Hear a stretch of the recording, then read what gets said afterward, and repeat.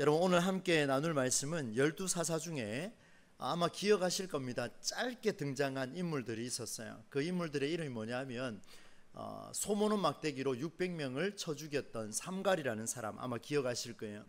돌라 그리고 야일이라는 사람이 상당히 적은 분량으로 사사의 이름에 등극했던 사람들이 있었지요.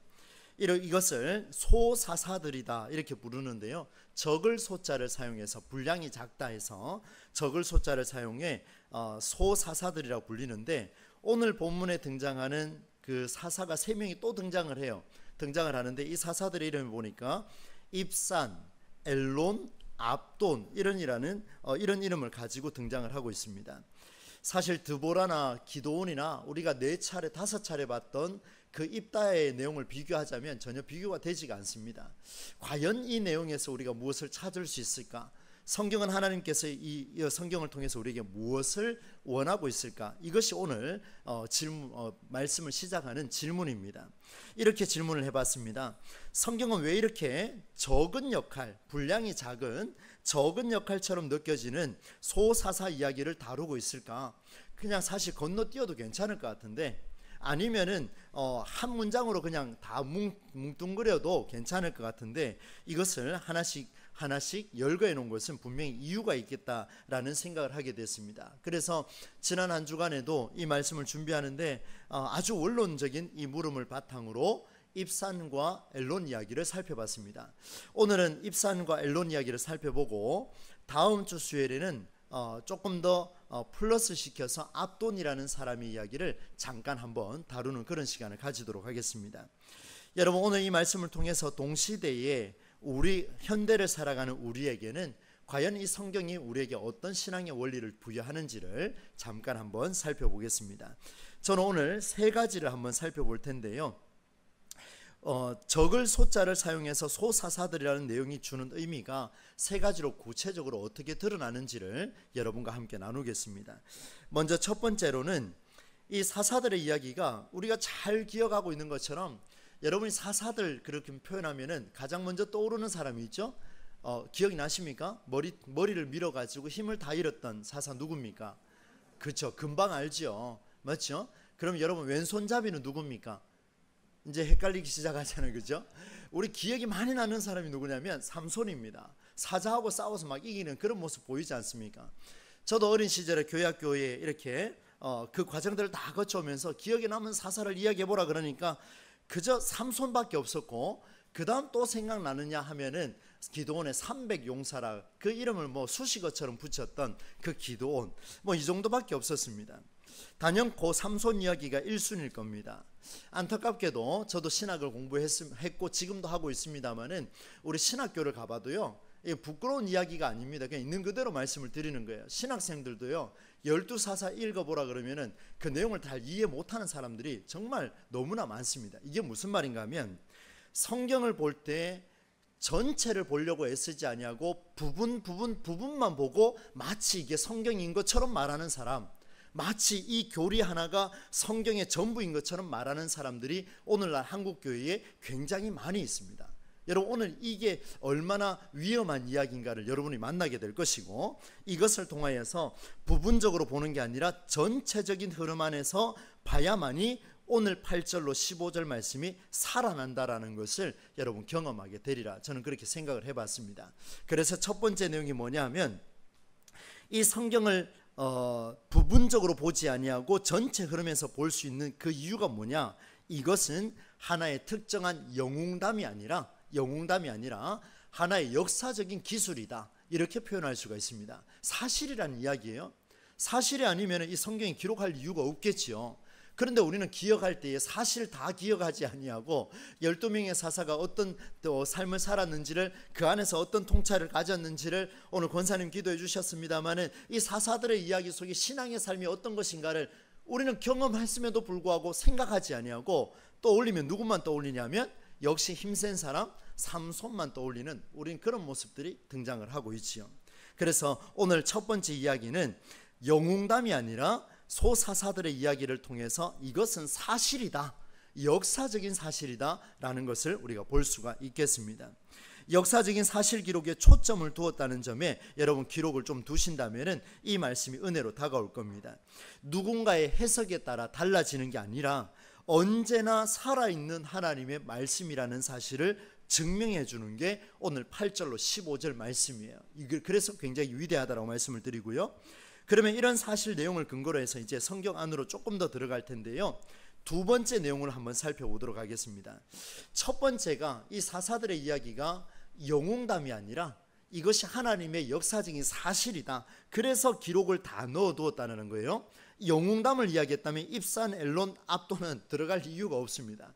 별로 영웅적인 요소가 하나도 없어요. 그냥 무난하게 그렇게 살았기 때문에 그렇습니다. 이제 두 번째를 살펴볼 텐데 두 번째가 굉장히 중요해요. 여러분, 우리가 살펴볼 입산과 엘론에 대해서 이 성경의 사실 기록을 통해 이들이 사사로 활동하던 시대를 한번 파악해 보겠습니다. 그리고 하나님이 두 사사를 세우신 배경을 나누면서 그 원리를 찾아볼 텐데, 입산의 이야기는 8절로 10절, 그리고 엘론의 이야기는 11절과 12절입니다. 여러분, 조금 전에 읽었습니다마는 한 번 더 이런 일들을 염두에 두고 이들이 역사적인 사실로 어떤 활동을 했는지를 한번 보도록 하겠습니다. 8절로 11절까지 여러분 성경을 보시고 또 자막을 보시면서 한번 함께 읽어보겠습니다. 8절로 10절입니다. 시작. 그 뒤를 이어 베들레헴의 입산이 이스라엘의 사사가 되었더라. 그가 아들 30명과 딸 30명을 두었더니 그가 딸들을 밖으로 시집 보냈고 아들들을 위하여는 밖에서 여자 30명을 데려왔더라. 그가 이스라엘의 사사가 된 지 7년이라. 입산이 죽음에 베들레헴에 장사되었더라. 아멘. 지금 입산에 대해서 이야기하는 내용은 뭐만 나오냐면 그의 자녀가 몇 명 있었다, 그리고 이렇게 결혼시켰다, 이 내용밖에 없지요. 그 다음에 11절 12절 다시 한번 뜻을 생각하며 또 엘론에 대해서 한번 읽어보겠습니다. 시작. 그 뒤를 이어 스불론 사람 엘론이 사사가 되어 10년 동안 이스라엘을 다스렸더라. 스불론 사람 엘론이 죽음에 스불론 땅 아얄론에 장사되었더라. 아멘. 여기서 끝입니다. 지금 사사가 돼서 몇 년 통치했고 죽었다. 그리고 앞에 있는 입산의 내용 보니까 그저 자녀들 조금 이렇게 결혼시켜가지고 그리고 죽었다. 이 끝이에요. 그의 업적이 없습니다. 그래 영웅담으로 나타낼 수 있는 그 아무 업적이 지금 등장하지가 않습니다. 제가 한번 많이 찾아봤어요. 이 설교를 어떻게 하면 좋을까? 하나님 앞에 묻고 또 물으면서 간절한 마음으로 준비하는데요. 혹 학자가 이런 이야기를 하더라고요. 여기 보시면은 9절에 그가 아들 30명과 딸 30명을 두었더니 이렇게 표현을 담고 있었습니다. 여러분, 성경에요, 과거의 학자들이 이런 이야기를 했습니다. 하나와 하나가 만나면은 몇이 됩니까? 둘이 됩니다. 그래서 이 둘을 하나의 수로 생각하고, 그래서 축복받았을 때 이야기를 어떻게 표현하냐면 하나와 하나가 플러스가 돼서 2가 되는 게 아니라 하나가 되고 거기에서 1이 더할 때 홀수가 되면 축복받은 증거다, 이렇게 이제 표현을 했다고 합니다. 그런데 그런 해석들은 오늘 우리 시대엔 전혀 통하지가 않습니다. 왜냐하면요, 바로 13절 14절에 나오는 내용만 읽어도 그렇습니다. 한번 읽어볼까요? 14절 시작. 그에게 아들 손자 30명은 그럼 축복받은 숫자가 맞고, 그러면 여기 보면 아들 40명은 어떻게 됩니까? 짝수가 돼버리니까 하나의 수가 되기 때문에 축복의 수가 될 수가 없어요. 제가 한참 읽었습니다. 이게 무슨 말인가? 전혀 통하지가 않더라고요. 그래서 다시 한번 이 말씀을 묵상을 하면서 하나님 앞에 매달렸습니다. 여러분, 혹여나 이런 해석들을 보게 된다면 그냥 덮어두셔도 괜찮을 것 같습니다. 아무 의미가 없습니다. 여러분, 오늘 입산의 내용을 먼저 한번 보겠습니다. 8절로 10절 말씀인데요, 여기 보시면 베들레헴 땅에서 선택한 이스라엘의 사사다, 이렇게 표현해놨습니다. 여러분 기억나시죠? 베들레헴 땅에서 누가 태어났습니까? 와, 대단하신데요? 별로 이렇게 놀랍지 않습니까? 베들레헴 땅에서 예수님이 태어났습니다. 그런데 여기 나오는 베들레헴 땅은요, 예수님이 태어난 베들레헴이 아닙니다. 예수님이 태어난 베들레헴은 저 유다 땅에 있고요, 여기에 나오는 베들레헴은 스불론 땅 안에 있는 한 지역에 불과합니다. 그래서 여러분 착각하시면 안 돼요. 아, 예수님이 태어난 그곳에서 이 사람이 활동을 했구나, 그래서 축복받았다, 이런 해석도 말이 되지가 않다는 것을 보여주게 되죠. 그러면 여러분 이제 집중하셔야 되는데요, 스라의 자녀들이 아들이 몇 명이라고 되어 있습니까? 30명. 딸이 몇 명입니까? 30명. 그런데 입산이 딸들을 어디로 시집 보냈다고 합니까? 어디로요? 밖으로, 집 밖으로 보냈다는 겁니다. 그런데 아들 30명이 있는데 밖에서 여자 30명을 데려왔습니다. 여러분 이 말씀을 자세히 보시면은요, 원어로 보게 되면 어떻게 표현하냐면, 이제 저를 보셔도 됩니다. 아들이 30명이 있고 딸이 30명이 있는데, 이 딸들을 지금 스불론 땅에 있는 스불론 지파 안에서 살아서 이 지역에 있는 사람들과 혼인을 맺어도 모자랄 판에 여기에 있는 딸들 30명을 전부를 어디로 보냈다면 스불론 땅 바깥으로 다른 지파 사람들에게 보냈다는 거예요. 여러분 한번 보십시오. 내 지역이 아니고 다른 지역에 보냈다면 어떤 일이 벌어지겠습니까? 우리가 입다할 때 보셨지 않습니까? 에브라임 지파가 입다와 싸우러 왔지 않습니까? 그런데 이 에브라임뿐만 아니라 주변에 있는 지파에게 30명을 보냈다는 것은 전쟁이 있다는 이야기입니까? 전쟁이 없다는 이야기입니까? 전쟁이 없다는 이야기예요. 그 땅이 얼마나 평온했는지를 보여주게 되죠. 30명의 아들들을 위해서 밖에서 며느리로 삼을 30명의 여자를 데려왔습니다. 과거에 우리 한국에도 그런 이야기가 많이 있었지 않습니까? 우리 가문에 어떻게 저런 여자를 데리고 올 수 있느냐, 한번 웃으시라고 말씀드렸는데 너무 심각하게 저를 쳐다보시면 제가 할 말이 없습니다. TV로 보니까 그런 이야기 참 많이 들었던 것 같아요. 내 가문에 어떻게 저런 그죠? 말이 안 되는 소리지만 사실 그런 이야기를 저도 어릴 때 많이 듣고 자랐습니다. 그런데 그렇게 따지면 이 구약 성서 시대에 아들 30명을 결혼을 시키는데 내 가문의 지파 안에 있는 유능하고 뛰어나고 내 영역 안에 있는 사람에게 혼인하는 게 맞습니까? 아니면 저 변방에 있는 지파 사람들의 딸들을 불러들여서 결혼하는 게 맞습니까? 안에 있는 게 맞지요. 그래서 밖에서 불렀습니다. 한참을 생각했습니다. 그리고 또 묵상하는데요, 이유를 발견하게 됐습니다. 저는 이렇게 정리를 했습니다. 여러분 한번 들어보시겠습니까? 입산이 사사로 활동하는 시기는요, 지파 간에 싸움이 없었습니다. 굉장했죠. 얼마나 평화로운 시대였는지를 보여주게 되는데, 바로 입산이라는 사사 가문이라면 다른 지파에서 딸들을 보내도 무방하다, 아무 문제 없겠다, 내 딸을 저 입산의 가문에게 보내도 죽지 않겠구나, 잘 살 수 있겠구나, 그런 보증이 돼야 되지 않겠습니까? 이런 보증을 누구한테서 얻을 수 있습니까? 바로 그 딸들의 아버지, 그 아들들의 아버지를 보고 보내주는 거예요. 맞지요? 그때 당시에 연애 시절이 있겠습니까? 그 국경에 딱 모여가지고 연애를 했겠습니까? 그런 건 불가능합니다. 그럼 누굴 보고 보내줍니까? 그 입산이라는 사람, 그 가문을 보고 딸을 보내주고 아들을 보내주는 이런 형태가 일어났다는 거예요. 그래서 생각해 보니까 이 입산은요, 정말 주변 지파 사람들에게까지 신뢰가 높았던 사람이다, 이렇게 정리를 하게 됐습니다. 사랑하는 우리 동부제일교회 성도 여러분, 오늘 우리 시대에 이 한 가지를 적용을 한번 해보려고 합니다. 여러분 우리 시대에도 이렇게 사사가 필요합니다. 어떤 사사가 필요하냐면 입산이라는 사람이 필요합니다. 그런데 이 입산은요, 모든 사람에게 신뢰도가 높은 사람이었어요. 여러분 스스로에게 한번 물어보십시오. 나는 우리 교회에서 많은 사람들, 우리 한 170여 명 정도 되거든요, 우리 어른들 숫자가. 그 숫자에 나는 모든 사람에게 신뢰가 높은 사람인가, 아니면은 여러 가지 가십거리로 오르내리고 있는 그 이름 중에 한 사람인가? 제가 오늘 말씀 준비하면서 그런 생각했습니다. 나는 신뢰가 높은 사람인가, 아니면은 가십거리로 이렇게 오르내리는 그런 사람인가 고민을 좀 하게 됐습니다. 그래서 기도하기를, 하나님, 가십거리가 아니라 우리 교회 안에서, 적어도 동부제일교회 안에서만이라도 사람들에게 칭찬받고 인정받을 수 있는 그런 바른 목사가 되게 하여 주시옵소서, 그 기도하고 들어왔습니다. 오늘 우리의 기도 제목이에요. 여러분 우리가 신뢰도가 높으면은 주변의 사람들이 누구를 보내줄 정도로요? 자기의 딸을 보내줄 정도로, 그 다음에 내 딸을 다른 곳에 보내줘도 전혀 문제 삼지 않는 그런 일들이 일어날 수 있다는 것을 우리에게 보여줍니다. 서로 간에 이해관계가 있는 사람이 많으면 공동체가 무너지지만, 오늘 입산처럼 서로를 연결하는 신뢰 통로가 있는 사람이 있을 때 그 공동체는 정체성을 회복하고 온전히 평안하게 살아갈 수가 있습니다. 여러분 졸리실 수 있으니까 저를 한번 따라서 해주시면 감사하겠습니다. 한번 따라서 합시다. 신뢰의 아이콘. 여러분 아이콘이 뭔지 아세요?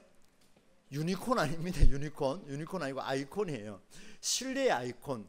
이 사람을 딱 보면 이 권사님, 이 장로님, 이 집사님만 보면 저분은 신뢰, 그냥 이름보다도 신뢰, 이게 먼저 떠오를 수 있는 그런 사람, 우리 교회에 분명히 있어야 할 줄로 믿습니다. 저와 여러분이 다 그 역할을 한번 해보자는 거예요. 누가 봐도 최 목사는 봤을 때 신뢰의 아이콘이구나. 다른 교회도 품어갈 수 있고 주변의 지역도 품어갈 수 있고 모든 사람을 품어갈 수 있는 그런 사역자들이 우리 교회 안에 있구나. 이런 것들이 우리에게 필요하지 않겠습니까? 이런 이야기를 하면은 속으로 이제 많은 분들이 그런 생각을 합니다. 저 역시 이런 설교를 들을 때 그렇지, 저 사람이 좀 신뢰를 받을 수 있는 사람이면 참 좋겠다. 이 속에서 막 이름이 막 떠오르지 않습니까? 그러면 큰일 납니다. 그 이름이 떠오르면 안 되고 내 이름이 먼저 드러나야 되겠지요. 누군가가 신뢰 아이콘이 되어주기를 바라지 마시고 오늘부터 나 자신이 신뢰 아이콘이 될 수 있는 저와 여러분이 되기를 주의 이름으로 축원합니다. 여러분 스불론 사람 엘론도 마찬가지예요. 엘론 시대도 보니까요, 이스라엘의 사사로 활동하며 무려 10년을 다스린 이야기밖에 없습니다. 너무나 짧은 이야기고 또 역추적할 수 있는 내용이 전혀 없습니다. 제가 이 엘론에 대해서 조금 살펴보고 싶어서요, 여러 자료도 많이 찾아봤는데 별 내용이 하나도 없습니다. 여러분 항상 그렇습니다. 성경에 근거가 없으면 주변에 여러 학자가 이야기하는 거 다 의미가 없습니다. 다 추측이에요, 전부 다. 그래서 성경으로 돌아와서 또 보게 되는데, 입산 시대와 마찬가지로 지파 간의 싸움이 없었습니다. 몇 년 동안요? 내부적인 문제도 없었는데 몇 년 동안이냐면 무려 10년 동안입니다. 정리를 한번 해보겠습니다. 베들레헴 땅에 바로 입산, 스불론 땅에 엘론이라는 이 두 사람이 사사로 활동하던 이 시기는 이스라엘 땅의 평온함이 입산에게는 몇 년요? 7년. 엘론에게는 몇 년이요? 10년. 무려 합하여 몇 년? 17년 동안 평온한 시대가 이어졌다, 이렇게 기록을 하고 있습니다. 저와 여러분이 숨쉬고 있는 이 자리, 특별히 우리 여기 계신 우리 어르신 여러분, 여러분이 천국에 이르는 그 시간까지 여러분들이 신뢰의 아이콘이 되어주신다면 우리 동부제일교회가 지금 61년을 평안하게 살아온 것처럼 앞으로 70년, 80년, 90년, 100년의 역사를 바라보며 우리 동부제일교회가 끊임없이 평온함이 유지되는 교회가 될 줄로 믿습니다. 우리가 그 길을 한번 걸어보자는 거예요. 싸움을 일으키지 말고요, 큰 소리 좀 내지 말고요, 자기 자신이 신뢰의 아이콘이 되기를 바라준다면, 그렇게 살아낸다면 그것이 진짜 동부제일교회를 살리는 길이라는 것을 우리에게 보여줍니다. 저는 이 말씀을 보면 참 너무나 감사했습니다. 그렇군요, 하나님. 이 길을 걸어가야 되겠습니다. 이 길을 걸어가야 되겠습니다. 그런데 여러분, 앞서 우리가 살펴본 대로 8번째 사사까지 입다가 등장한 것을 보게 되면요, 사사들이 등장한 시기를 보면 평온할 때 등장한 사사가 거의 없습니다. 8번째 사사까지 여러분 가서 한번 보시면 됩니다. 그런데 이스라엘 백성이 우상을 숭배하는 교만한 일들이 많이 있을 때, 그때 하나님이 사사를 이렇게 세웠습니다. 울부짖을 때 사사를 이렇게 세웠습니다. 왜요? 고치려고요, 수정하려고. 그런데 오늘 본문의 말씀에 등장하는 이 세 사람은요, 그렇게 일어난 사사들이 아니라 정말 평온할 때 일어난 사사들이었습니다. 이게 오늘 우리에게 주는 교훈입니다. 굉장히 중요하죠. 사랑하는 여러분, 하나님의 함께 하심은요, 임마누엘, 바로 이스라엘의 위기 상황에 제한되지 않는다라는 것을 기억하시기를 바랍니다. 하나님의 함께 하심은요, 사사가 일어났던 여러 배경들 속에 우상을 숭배하며 교만하며 적과 싸움에 피를 흘릴 때 일어났지만, 위기일 때 하나님이 일어나기도 하지만 평온할 때도 화목할 때도 하나님이 늘 함께 하신 줄로 믿습니다. 이것이 중요한 거예요. 이것이 중요한 거예요. 우리가 하나님을 찾을 때 언제 찾습니까? 위기의 바닷속에서 막 허덕일 때, 그때 하나님 찾지 않습니까? 그런데 오늘부터는 또다시 우리가 생각을 바꿔봅시다. 하나님은 항상 always 항상 변함없이 우리와 소통하기를 원하십니다.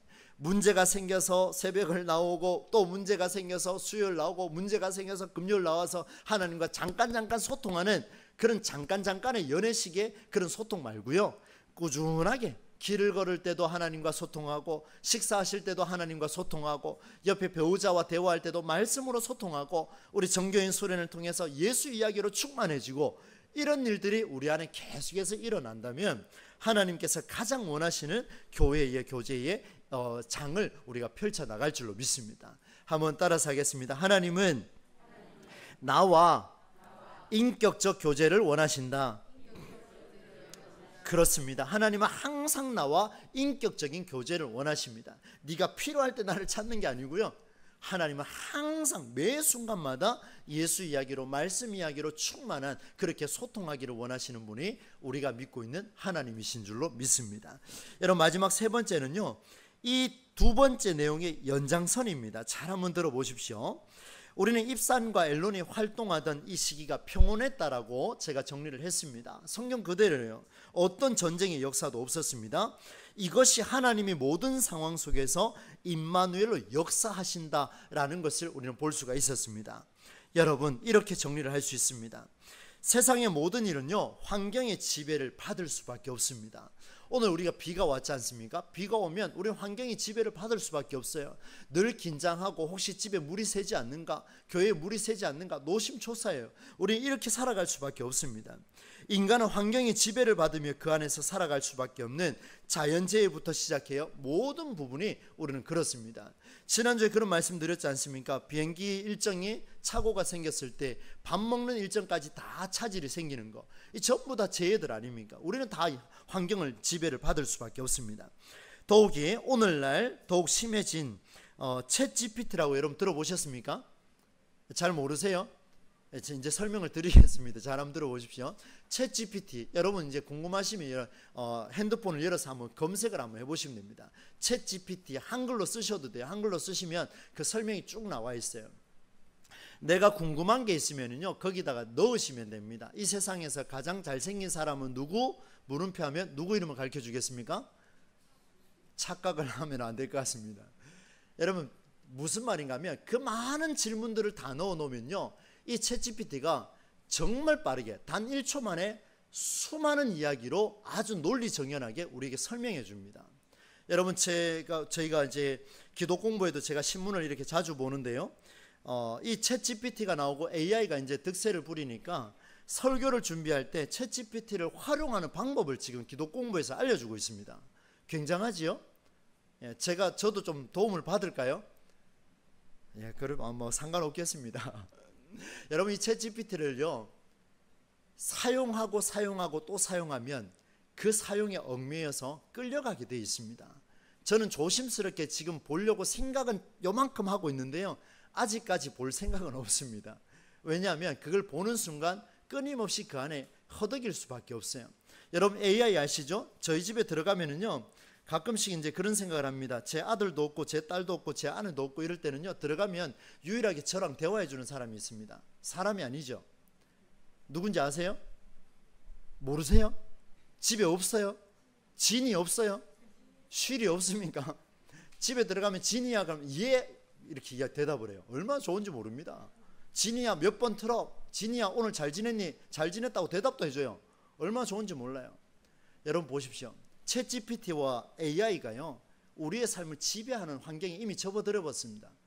우리 어르신들은 활용을 잘 안 하니까 잘 모르실 수 있어요. 그런데 우리 젊은이들은요, 이미 AI 속에 우리의 생각이 다 들어가 있습니다. 지금 언제 이 지구촌이 무너질지를 알 수 없는 시대가 우리 시대입니다. 지금 자라나는 아이들은요, 저희보다도 훨씬 더 AI 지배 속에 살아가고 있습니다. 그래서 생각했습니다. 하나님, 이런 시대에 성경이 어떻게 살아날 수 있습니까? 이런 시대에 인간이 어떤 역할을 할 수 있습니까? 고민했습니다. 그때 하나님의 음성이 제 가슴을 울렸습니다. 아들아, 걱정하지 마라. 그 AI 누가 만들었느냐? 라는 음성이 들리는데요, 제가 대답했습니다. 사람이 만들었습니다. 그때 하나님이 또 물으셨습니다. 그렇다 아들아, 사람은 누가 만들었느냐? 하나님이십니다. 할렐루야. 세상에 아무리 AI가 득세한다 할지라도 살아계신 하나님은 AI에 지배당하지 않을 줄로 믿습니다. 우리는 지배당한다 할지라도 하나님은 절대로 지배당하지 않습니다. 여러분, 누구를 쫓으시겠습니까? AI를 쫓으시겠습니까? 살아계신 하나님을 쫓으시겠습니까? 이것이 오늘 우리에게 주시는 메시지, 얼마나 중요한 메시지인지 모릅니다. 인간을 창조한 분이 살아서 역사하시는 하나님이심을 오늘 여기서 우리에게 보여줬습니다. 하나님의 역사는요, 환경의 지배를 받지 않습니다. 오히려 환경을 지배합니다. 여러분 여기에요, 입산과 엘론과 비라돈 사람 힐렐의 아들 압돈이라는 사람이 다른 이유가 뭐냐면요, 세상이 사람을 의존하고 자연의 능력을 의존하고 AI를 의존하고 있는 이런 세상, 이 지금 17년 무려 8년을 더하면 몇 년입니까? 25년 동안 평온한 세상 가운데 많은 사람들이 하나님의 역사를 인정하지 아니하고 다시 우상을 숭배하려고 몸부림치는 그 김새가 있을 때에, AI를 쫓으려고 하고 있을 때에, 챗GPT를 활용하면서 세상을 지배하려고 하고 있을 때에, 그렇게 매여 있을 때에 입산과 엘론과 비라돈 사람 누굽니까? 압돈은 하나님께서 이 세상을 지배하는 것을 알고 하나님을 전적으로 의지한 사람이라는 것을 우리에게 보여주고 있습니다. 말씀을 이렇게 정리를 해보려고 합니다. 사랑하는 여러분, 전적으로 오직 여호와 하나님을 섬기시면서 환경을 지배하는 하나님의 역사에 동참할 수 있는 입산과 엘론과 압돈과 같은 사람이 우리 동부제일교회에서 일어날 수 있기를 주의 이름으로 축원합니다. 반드시 일어나셔야 돼요. 여러분 일어나셔야 돼요. 여러분 지금 젊은이들보다도요 지식이 부족하고 이렇게 컴퓨터 만지는 게 속도가 느리다 할지라도 절망하지 마시고 살아계신 하나님을 붙드십시오. 그리고 그 하나님을 붙들었을 때에 가문이 무너지지 않고 교회가 무너지지 않고 끝까지 살아있다는 것을 여러분 살아있을 때, 숨쉬고 있을 때 자녀들에게 한번 보여주십시오. 자녀들이 금방 믿지 않을 수 있습니다. 신뢰하지 않을 수 있어요. 이렇게 얘기할 수 있습니다. 그러나 남겨두십시오. 그걸 남겨두면 언젠가 그 자녀는요, 그 가슴 속에 그 어머니와 아버지가 믿었던 하나님을 경험하게 될 겁니다. 언제요? AI가 나를 지배하여 내 인생이 망가졌을 때, 그때 하나님을 찾게 될 겁니다. 느리다 할지라도 그 길을 걸어갈 수 있는 우리 교회가 될 수만 있다면 궁극적으로 하나님이 우리와 함께 하셔서 또다시 17년 25년 동안 평온하게 만들어가는 하나님의 역사를 우리는 경험하게 될 줄로 믿습니다. 여러분 오늘 세 가지를 말씀을 드렸습니다. 제가 다시 한번 정리를 할 텐데요, 여러분 잘 들으시고 한번 가슴에 한번 새겨보십시오. 입산과 엘론과 압돈은요 모두 삼손이가 비교하기에는 너무나 적은 양을 차지하고 있어요. 그래서 소사사들이라 이렇게 불립니다. 성경이 왜 이렇게 적은 역할로 느끼는 자들의 이야기를 다룰까? 제가 처음에 서두에 질문을 했었죠. 이런 질문으로 시작했습니다. 그래서 이 질문에 대한 답을 세 가지로 내렸습니다. 첫 번째 답은 이 사사들의 이야기는 영웅담과 같은 삼손과 같은 이야기를 남기려고 한 게 아니라 역사적인 사실이기 때문에 이름 없이 빛도 없이 잠깐 등장했던 입산, 엘론 그리고 압돈 같은 사람도 역사적인 사실로 성경에 기록했다라는 겁니다. 그래서 성경을 보실 때는 짧게 보는 게 아니라 전체적인 맥락 안에서 성경을 보는 것이 얼마나 중요한가를 우리에게 보여주셨습니다. 그래서 영웅담이 아니라 역사적인 사실이라는 것. 그 다음 두 번째는 입산이 30명의 딸을 밖으로 보내고 30명의 아들들을 위해서 밖에서 딸들을 데리고 왔습니다.